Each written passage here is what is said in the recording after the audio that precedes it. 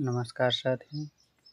आज हम देखेंगे क्षार किसे कहते हैं, इसके रासायनिक गुण देखेंगे, इसके सामान्य गुण देखेंगे और इसकी सरल भाषा में परिभाषा देखेंगे किसे कहते हैं। ठीक, चलो देखो क्षार, इसको इंग्लिश में कहते हैं बेसिस।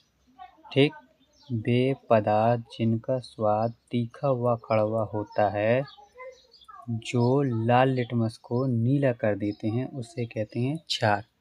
मतलब क्षार कह रहा है कि वह पदार्थ होते हैं क्षार जो लाल लिटमस पेपर को क्या कर देते हैं, नीला कर देते हैं, उसे क्या कहते हैं, हम क्षार कहते हैं। ठीक, अब क्षार को इसकी परिभाषा ये है, अगर इस पेपरों में पूछा जाए कि आर्हेनियस के आणविक सिद्धांत के अनुसार क्षार की परिभाषा लिखिए, तो आपको ये वाली परिभाषा लिखनी है। और अगर उसने कहा है कि क्षार किसे कहते हैं, उसकी परिभाषा लिखिए और समीकरण लिखिए, तो आपको ये भी लिख सकते हो या ये लिख सकते हो, कोई बात नहीं है, उसमें कोई दिक्कत नहीं होगी। ठीक है, तो देखते हैं आर्हेनियस के आणविक सिद्धांत के अनुसार क्षार किसे कहते हैं। ठीक, आर्हेनियस के आणविक सिद्धांत के अनुसार, ये आपको लिखना ही पड़ेगा उसमें। ठीक, पहले हेडिंग डाली क्षार किसे कहते हैं, मतलब क्षार हेडिंग डाली और फिर लिखना चालू किया।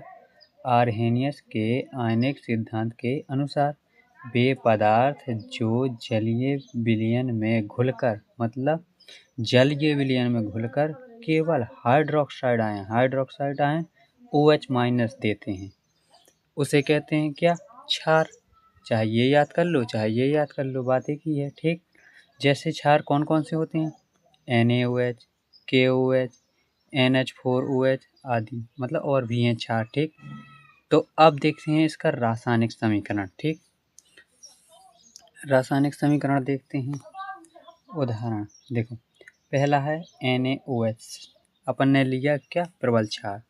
तो NaOH क्षार लिया, इसको जब हमने गर्म किया तो यह 2 टुकड़ों में टूट गया, धनायन में और ऋणायन में।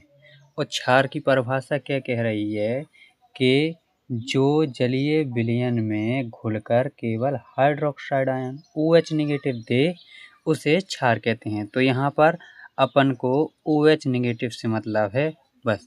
सो अपना इसका समीकरण बन गया। ठीक, तो यहाँ पे जब NaOH को अपन ने गर्म किया तो यहाँ पे सोडियम प्लस का निकला और OH- के निकले, इसको कहते हैं सोडियम हाइड्रोक्साइड। और ये अपना निकल गया सोडियम और ये हाइड्रोक्साइड आयन। क्या कह रहे थे, हाइड्रोक्साइड आयन देते हैं घुल करके काय में, जलीय विलयन में। जैसे KOH, इसको गर्म किया तो यहाँ पर K प्लस में OH- में। अमोनियम हाइड्रोक्साइड, इसको गर्म किया तो अमोनियम प्लस और सो हाइड्रोक्साइड आयन में टूट गया। ठीक, चलिए इसकी स्क्रीनशॉट ले लीजिए पहले, अब इस समीकरण की ले लो। ठीक, अब देखते हैं इसके सामान्य गुण। सामान्य गुण क्या कहते हैं, क्षारों के सामान्य गुण, ये स्वाद में कसैले होते हैं व जलन उत्पन्न करते हैं। ठीक, ये स्वाद में क्या होते हैं, कसैले होते हैं और इसके जलन उत्पन्न करते हैं। दूसरा, ये साबुन की भांति क्या होते हैं, चिकने होते हैं, को क्षार होते हैं। यह साबुन की भांति चिकने होते हैं, ये लाल लिटमस पेपर को नीला कर देते हैं। ठीक, ये तो परिभाषा में भी पढ़ा था हमने। और ये सामान्यतः जल में विलय, मतलब यह सामान्यतः जल में घुल जाते हैं, विलय हो जाते हैं, मतलब। ठीक, और यह अम्लों की भांति प्रबल क्षार, मतलब जो मजबूत क्षार होते हैं, तो जैसे अम्ल वो त्वचा को जला देते हैं, इसीलिए यह अम्लों की भांति प्रबल क्षार, मतलब जो मजबूत क्षार होते हैं, वे भी त्वचा को हानि पहुंचाते हैं। ठीक, ये होते हैं इसके क्षारों के सामान्य गुण। अब देखते हैं इसके रासायनिक गुण। रासायनिक गुण देखते हैं, चलो। ठीक, रासायनिक गुण क्या कह रहा, पहला है धातुओं से अभिक्रिया। रासायनिक गुण का मतलब होता है कि जिस चीज का रासायनिक गुण हो, उसकी किस चीज से अभिक्रिया हो रही है, वही कहलाता है रासायनिक गुण। जैसे हम लोग पढ़ रहे हैं क्या, क्षार, तो क्षार में क्या कर रहा है, क्षार की क्रिया कर रहे हैं। अब इसमें कहा गया है क्या, धातुओं से अभिक्रिया, तो कोई भी एक धातु से क्रिया करा देंगे अपन लोग, तो किससे? क्षार से। तो ये किसका हो जाएगा? क्षार का रासायनिक गुण हो जाएगा। तो देखते हैं धातुओं से अभिक्रिया। प्रबल क्षार क्रियाशील धातुओं से अभिक्रिया करके हाइड्रोजन गैस उत्सर्जित मतलब मुक्त करता है। ठीक, क्या प्रबल क्रियाशील धातुओं मतलब जो क्रियाशील होती हैं, मतलब जो ताकतवर होती हैं, मतलब अधिक, उसे कहते हैं क्रियाशील धातुएं। तो ठीक, तो वो क्रियाशील धातुओं से क्या करता है? क्रिया करता है। कौन? क्षार।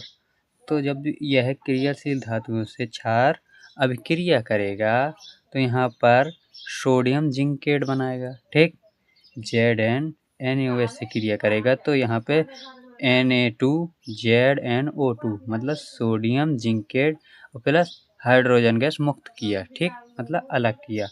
ये हो गई क्या? धातुओं से अभिक्रिया। अब देखते हैं क्या? अधातुओं से अभिक्रिया। ठीक, अधातुओं ऑक्साइडों से अभिक्रिया। अधातु ऑक्साइडों से अभिक्रिया किसकी?